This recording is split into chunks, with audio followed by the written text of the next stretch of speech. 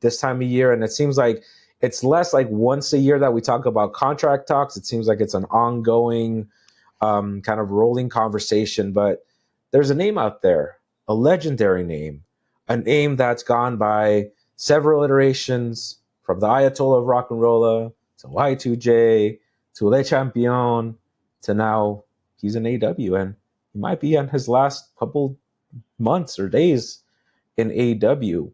This is one Chris Jericho who is maybe about to make a return to WWE, supposedly. So I'm going to put this question to both of y'all here. What are your feelings on Chris Jericho potentially having a swan song in WWE under, the auspices of having left the company to basically make it on his own name and now coming back? Greg, what does a Chris Jericho in 2025 look like in that locker room and on WWE television to you? I think first off, it needs to happen. It's kind of like that's where he made his biggest name. That's where he became the superstardom, and to kind of make it full circle, he should come back. Um, the thing is, he's got to be an attraction. He's got to be Mm, exactly what Edge didn't want to be, which is a part-time, come in, have a couple of matches, and be done. Like, as an attraction. Whereas Edge said, that's all they wanted me to do, and I felt like I had more in the tank.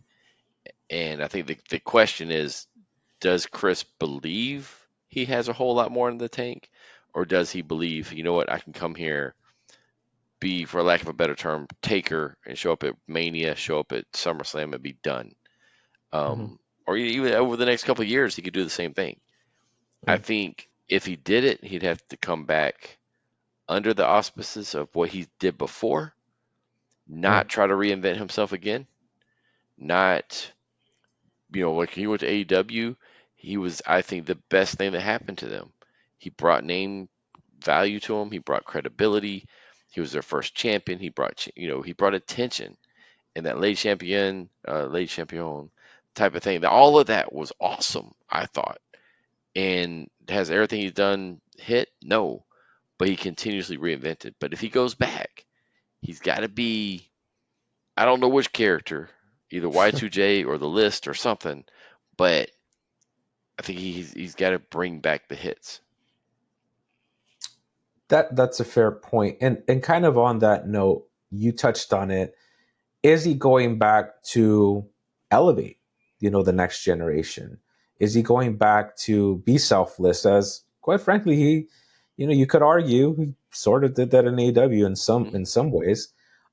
But Adrian, I'm gonna ask you: does Chris Jericho come back? It's lights out. It's Judas. Everybody knows the deal. Right. Is he coming back to main event WrestleMania, or is it like Greg said? Is he coming back to make that next generation pop and give them that validation? Well, he's definitely not main eventing WrestleMania. I'm going to go ahead and put that out there.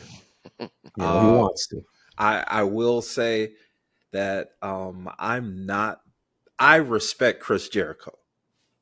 Let me just put that out there. I respect Chris Jericho. I appreciate a lot of things he's done.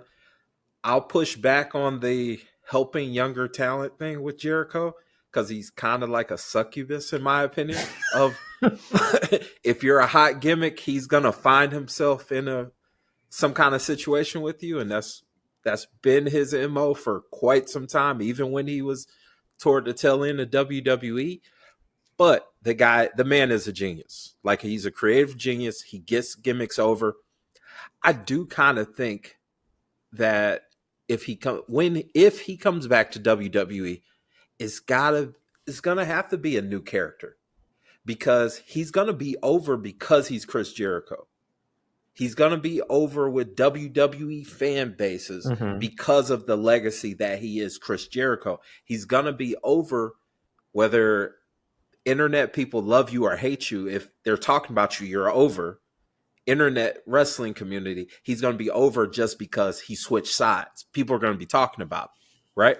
So I do think that the new addition of Chris Jericho is going to be a little bit more of the character he ultimately wants to play, which is the rock star guy. He's going to be the rock star guy.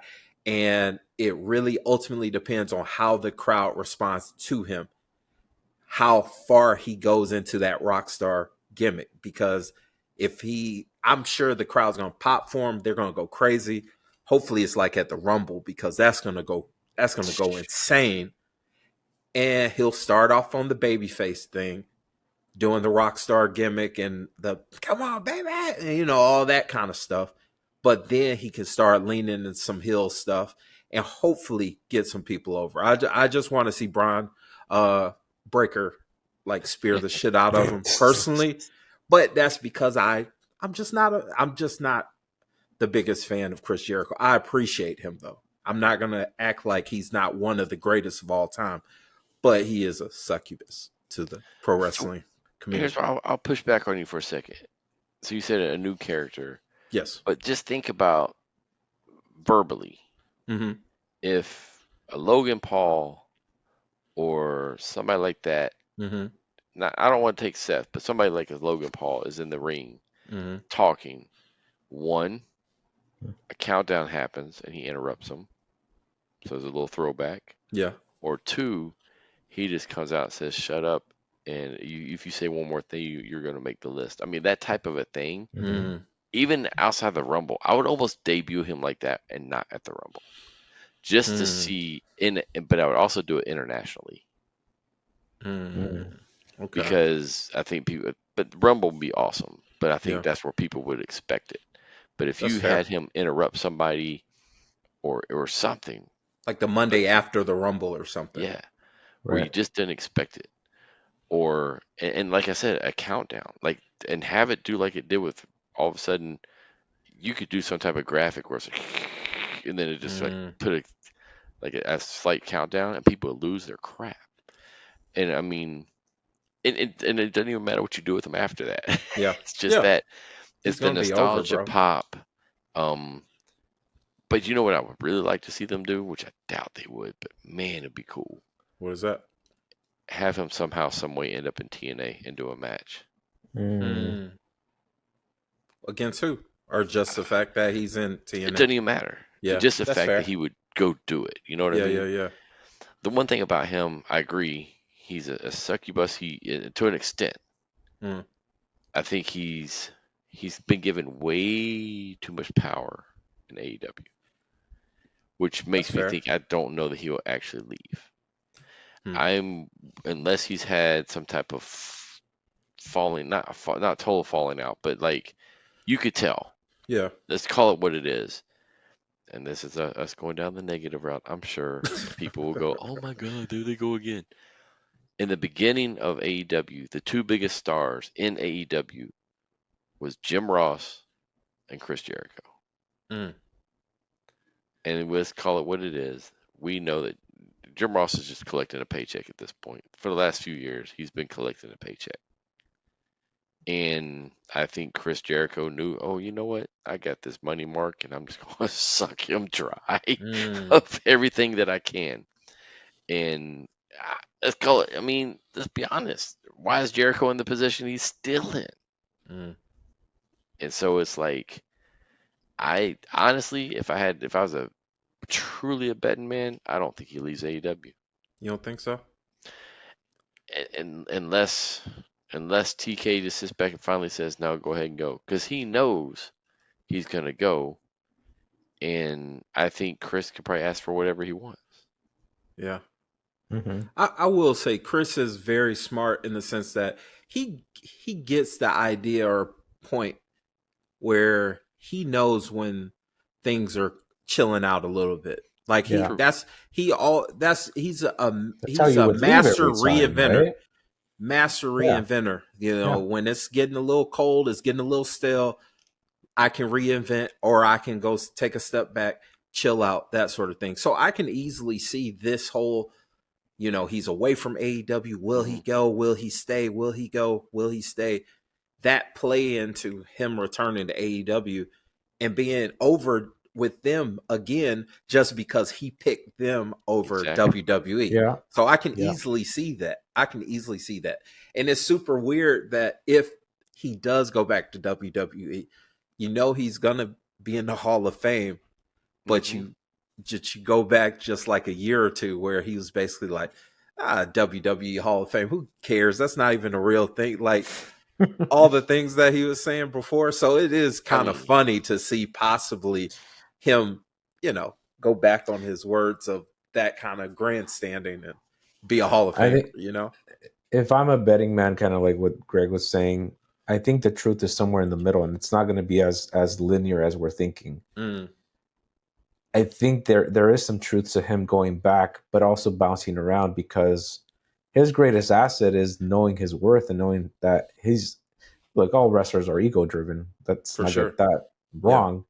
But he has known, hey, I'm gonna play this out. And he never truly left WWE like forever, but Mm, he would go do Hollywood, he'd go do acting, he'd go do yeah. the game show thing, right? Yeah. Who knows? Maybe he leaves to do something like that we're not aware of. And then it's up in the air as to whether he chooses. I know that the cruise is really important to him. I know Mm, having control over these outside projects are really important to him. I wonder if that's the dividing factor behind, like Greg said, like him being comfortable in AEW and saying, like, hey, I get to do what I want. mm, Once he go to WWE, I don't know if that holds anymore. that's true. but that's interesting you brought up the cruise because originally he offered that cruise, the He talent did. on that cruise to NXT. He did. They didn't want to do it. They didn't, and that's when he went Ring of Honor. Mm-hmm. Mm, But now we have a different group. What if? he repitched it. And then all of a sudden it's NXT, TNA, and AAA Triple A, on that yeah. cruise. That'd be They crazy. need to do more than one. Was Yeah, like, that's gonna be like one a month. dude, that would be I'm talking about like just a combined card. Like they have a combined Right. shows. I mean, there's so many possibilities, and he is smart, right? He's a smart businessman. Very much so. Yep. Yep. He is the if you think about it, to me, the greatest thing about AEW, and this is not a this I think the Yeah. best thing about the competition is there is somewhere else to work, Yes. which Yeah. also allows people like a Yep. territory to leave and get fresh. Yeah. Yep. I mean, He could. Copeland going over there, Edge going over there, it was a fresh thing for him. It was fresh for Christian. I'll say Christian's done the best work of his singles career in Absolutely. AEW Mm-hmm. by 1000%. far. And then you flip it, Cody goes there and comes back. I mean, you have the opportunity to do things like that because of AEW. Yeah. And Absolutely. then, that's wonderful. They're actually making a living and able to do that, and it gives us fans stuff. I like to see more people jump back and forth. It's not about one or the other. I would just like to see it. Um, so we're blessed to have that to where Chris can go, okay, we can go here and go here. Because you think about it, when he left the first time from WWE, yeah, he had been world champion, but like we all know, we all looked at it as it was a Yeah. transition. Yeah. He left that first time and he came back a much bigger star. Yeah. Hmm. He was a Yeah. true main eventer, but the only way he became a true main eventer in my eyes was by leaving and coming back, Mm-hmm. taking Yeah. that hiatus. That's fair. Yeah. This is a dude that definitely bet on himself more than once. WCW to WWE. I mean, hell, even going to New Japan. You've talked about it in the past, Greg, and it was like, you're staying up watching that Wrestle Kingdom, or I think it was Mm-hmm. Wrestle Kingdom, and it's like, Hmm. what? Mm-hmm. Like, what's going on? Hmm. It was wild. Definitely a Painmaker. needle mover, and well deserved. So curious to see what that happens there. And regardless, I mean, bona fide Hall of Famer in any company. So we'll see 100%. when he decides to hang up his boots, which I still don't think will be anytime soon. I really think he's going to be like a Ricky Steamboat forever. Have you seen him on Instagram lately? Like it looks like No, he's lost yeah, some weight. that's good. That's He's great. looking, yeah, he's looking like Yeah, he's ready for well, WWE. That's man, wild. Can you that's it's imagine though? Just some of the stuff he could do. It's just Mm-hmm. the possibilities now in the WWE quote unquote universe. No Mm-hmm. pun intended, but the fact that he could show up at an NXT, he yeah, could show up at a WWE, he could show up at AAA, Triple he A. could show up yeah, at a yeah. TNA. Corazón de León And down you know there. what would Yeah. be interesting, and I don't think they would book this, but this would be fun if he actually booked him against Penta, Hmm. Hmm. because what was part of the storyline between him and Omega Because he did come out as as Penta. yeah. That's So right. That's it would be right. That's interesting That'd be if hilarious. we funny. had That a would little be funny. full circle moment there. That would be kind of cool. Did you ever hear the backstory of like the costume and how that moment didn't happen almost? They had to spray paint it and stuff like that. They had to spray paint there was a wrong color of the Yeah. costume. They had to Really? spray paint Yeah. not the Wow. mask, the chest plate thing Got to you. make it match. Anyway, That's funny. that's That's funny. but yeah, Penta, I can imagine Penta like, no, amigo, like it's okay. You can still wear it. That's All wild. right, fellas. Well, let's see what happens there. Exciting times, and we'll keep talking about contracts. It's like all these contracts are coming to an end for more than one guys, but he just happens to be one of those superstars that we're gonna have to keep our eye on. If you haven't already, like, comment, subscribe, and of course, look us up on socials at SuplexDinnerClub. And be sure to check out our other projects. We talk college football on Dogs versus All Y'all. That's a weekly college football podcast where we don't just talk about the Georgia Bulldogs, we talk about all things college football. The Life and Times Pod, which is short for the Life and Times of a Restaurant Lifer podcast, where I have some chill conversations with some cool and interesting people that I've met in my years in the hospitality industry. And of course, check out Talk 'em in the Building. That's a pro wrestling podcast where we solely focus on the promo. We talk about the talkers, we hype the hype man, and we pontificate on the promo.